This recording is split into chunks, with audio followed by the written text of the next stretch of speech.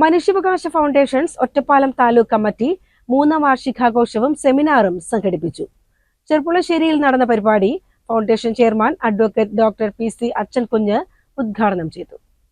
ഇതിൽ എക്കോസോക് എന്ന് പറയുന്ന ഇക്കണോമിക് സോഷ്യൽ കൗൺസിൽ എന്നാണ് പറയുന്നത്.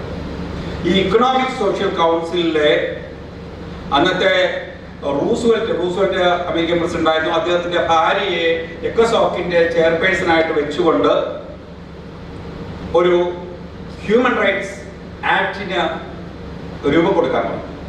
അങ്ങനെ ആ മഹനീയ വ്യക്തിത്വത്തിന്റെ ഉടമയായ റൂസ്വെൽറ്റിന്റെ വൈഫായ എലന റൂസ്വെൽറ്റിന്റെ നേതൃത്വത്തിൽ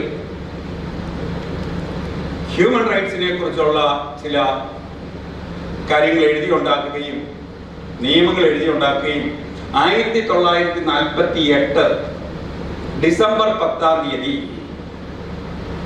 1948 ഡിസംബർ 10-ാം തീയതി human rights declaration, national human അതായത് universal declaration of human rights UDHR എന്ന് പറയുന്ന അനൗൺസ്മെന്റ് ഉണ്ടായിരുന്നു. ചെർപ്പുളശ്ശേരിയിലെ മിഥില റീജൻസി ഓഡിറ്റോറിയത്തിൽ വെച്ചാണ് മനുഷ്യാവകാശ സെമിനാർ സംഘടിപ്പിച്ചത്. Ottapalam taluk committee president P. Balagopalan അധ്യക്ഷനായി. HRFന്റെ ഫൗണ്ടറും ചെയർമാനുമായ അഡ്വക്കേറ്റ് ഡോക്ടർ PC അച്ഛൻകുഞ്ഞ് പരിപാടി ഉദ്ഘാടനം ചെയ്തു. HRF Ottapalam committee organising secretary M. Muraleedharan ചടങ്ങിന് സ്വാഗതം പറഞ്ഞു. Ottapalam taluk committee secretary V. Mohanan report അവതരിപ്പിച്ചു. ചെർപ്പുളശ്ശേരി നഗരസഭാ chairman P. Ramachandran identity card വിതരണം ചെയ്ത് സംസാരിച്ചു. Shoranur DYSP R. മനോജ് കുമാർ വിശിഷ്ടാതിഥിയായിരുന്നു.